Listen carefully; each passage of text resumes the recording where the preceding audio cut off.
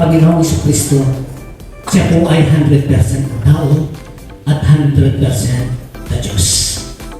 Bilang isang tao, normal lang po na dahil sa hirap na naranasan niya, sa dami ng dugo na nawala sa kanya, literal na mauuhaw po ang Panginoong Hesus sa tunay na tubig. Amen po ba? Pero, nung isinigaw ng Panginoon ang katagang nauuhaw ako, ano po yung binigay sa kanya? Hindi po tubig ang binigay sa kanya, kundi isang maasim o isang napakapait na abdo. Yun po yung ibinigay po sa kanya ng mga sundalong Romano. Tayo na po, pawisan lang tayo ng konti. Di po ba, ang hinihingi natin ay tubig para ma-refresh yung ating katawan. What for kaya kung tayo po yung pinalo, tayo po yung nakaranas ng maraming hirap, at ganoon din po ang ibigay sa atin, ano po yung magiging reaction po natin? Di po ba, isang napakalaking insulto po. Di po ba? Ininsulto po ang ating Panginoong Hesus na tayo. Na imbis na tubig ang ibigay, apto po. Kaya physically, talagang nagnanais ng tubig ang ating Panginoon. Amen po. Yun po yung una. Physically po, na nauuhaw ang ating Panginoon. Pangalawa, nauuhaw ang ating Panginoong Hesus sa ating paglilingkod at pagsamba. Noong panahon na pinahirapan ng ating Panginoong Hesus, nasaan po ang kanyang mga pinakain? Nasaan po ang kanyang mga pinagaling? Nasaan ang mga nakaranas at nakakita ng kanyang himala? Nawala po lahat sila. Kapatid, gaya din po ba tayo ng mga pinagaling ni Kristo?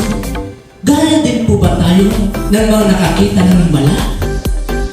Gaya din po ba tayo ng mga pinakain ni Kristo na biglang nawawala? Kung kailangan niya tayo, hindi niya tayo maasahan. Na maglilingkod lamang po tayo at sasamba kung naranasan natin ang himala niya, kung pinubay ng Diyos yung mga pangangailangan mo, kung tinugon niya ang panalangin mo, doon lang po tayo sasamba at maglilingkod sa Kanya.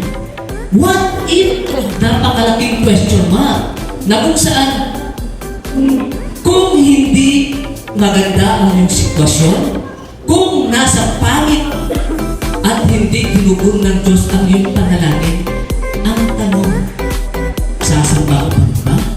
Maglilingkod ka pa rin ba? Di po ba? Marahil, yun po yung tanong na kung saan, kung hindi po tayo malalim sa ating Panginoon, kung hindi po tayo totoo na maglilingkod at sasamba sa Panginoon, hindi po tayo magpapatuloy. Kung maalala po natin ang kwento po ng 10 itongan na matatagpuan po sa Lucas 17 verse 11 to 17. Di po ba, 10 yung pinagaling ni Kristo, pero ilan po yung bumalik? Isa lang. Isa lang po yung bumalik na kung saan siya po ay nagpatirapan at sumamba sa Diyos. Yun po yung hinahanap ng ating Panginoon, yung totoong naglilingkod, yung totoong sasamba sa Kanya, kahit iisa, kung totoo siya. Okay na po yun. Yun po yung gustong makita at gusto na kung saan gawin po ng bawat isa po sa atin, yung totoo po tayong maglilingkod at sasamba sa ating Panginoon. At daling magsabi na kung saan at mangako sa ating Panginoon, Lord, pagalingin mo na po ako, maglilingkod ako, sasamba po ako sa iyo. Lord, tugulin mo yung panalangin ko, pupurihin kita, sasambahin kita.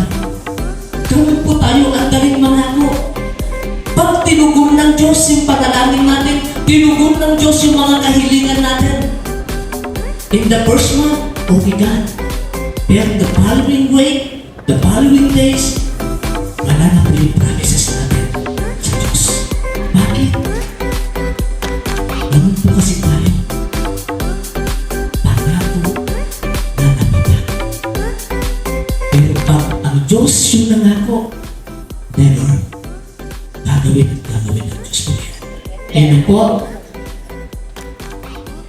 Inahanap at nauuhaw ang Panginoong Hesus na kahit sa pangit o maganda ang sitwasyon o kalalagayan ng ating buhay, tunay ka pa rin sasamba at maglilingkod sa Kanya.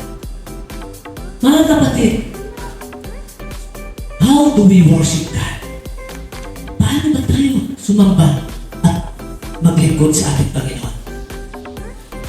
Kontento ka na ba sa paadal-adal na? Na hindi mo nga maitaas ang iyong kamay pag nagpupuri. Na hindi mo nga mabuka yung bibig sa pag-awit sa Kanya, sa pagsamba sa Kanya. Yung ba yung totoong magsasamba at maglilingkod sa Diyos?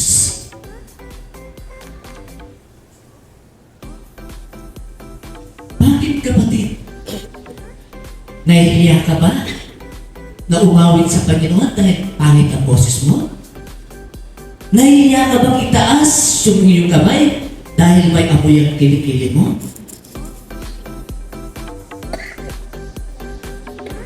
Ang mas nakakahiya kapatid, kung ang mismong ang Panginoon ang nagsabi, kung ikakahiya mo ako, ikakahiya rin kita sa harapan ng Ama. Yun po yung napakasakit na marinig o maranasan natin yung ikahiya tayo ng Diyos. Okay lang na ikahiya tayo ng ating mga kapitbahay, katabi, huwag lang po ang Diyos yung magkahiya po sa atin. Amen po ba? Kaya kapatid, tandaan po natin, ang totoong magpupuri o sumasamba sa Diyos, walang pakialam sa ginagawa ng mga katabi, walang pakialam sa sasabihin ng iba.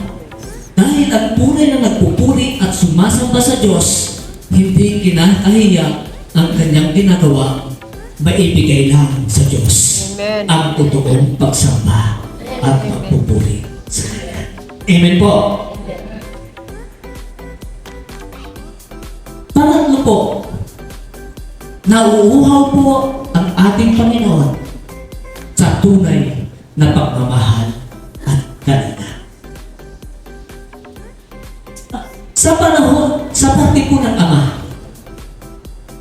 sa panahon na kailangan niya ang Ama, pero di niya maramdaman ang presensya niya. Sa panahon na kailangan niya yung yakap niya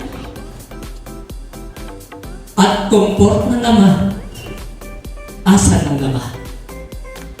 Sa panahon na hirap na siya at kailangan niya ng tulong, walang tulong na naibigay.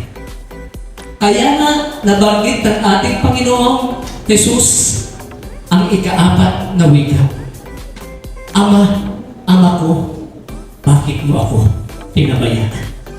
Yun po kasi, dahil kung titignan po natin, kailangan ng Diyos, ng ating Diyos na si Jesus, ang pagmamahal at kalinga sa Ama, pero wala. Hindi niya maranasan, hindi niya makita yung presensya ng ating Panginoon. Kaya, tunay nga po, pero hindi ko po tinatawaran ang ating Ama.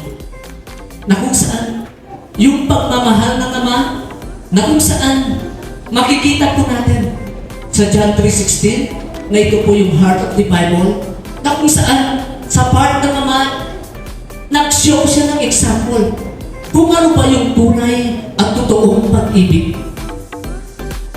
Ang totoong pag-ibig, ito po yung tumatalakay, it brings sacrifices. Bakit? Bilang isang Ama, napakahirap po na ibigay ang kaisa-isa. Bilang isang Ama, napakahirap po na makita ang iyong pinakamamahal na anak na pinapahiratan. Pero tiniis po ito ng Ama para po kanino. Dahil sa pagmamahal sa akin, sa iyo, at sa kanila. Yun po yung pagmamahal na nagdudulot ng sacrifices. Talagang tiniis po lahat ito ng Ama. Tayong mga magulang nga po, hanggat maaari, ayaw nating makita nahihirapan, nasasaktan ang ating mga anak. Totoo po ba yun? Yan po, wag po kaya sa ating Ama. Na kahit nga hindi na tayo kumain, makakain lang yung mga anak natin. Kahit nga hirap na hirap tayo, ayaw natin ipakita sa ating mga anak na nahihirapan tayo. Gagawin natin lahat alang-alang sa mga anak natin. Yun po yung part ng parents o magulang. Kaya nga po, sacrifices, spring sacrifices. Amen po ba? Sa part naman ng anak,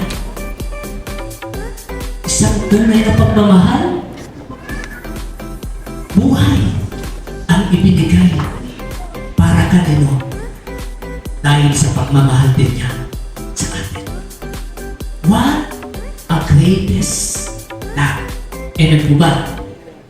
Kaya nga po, ang totoo pag-ibig o pagmamahal, pangalawa, it shows respect and obedience.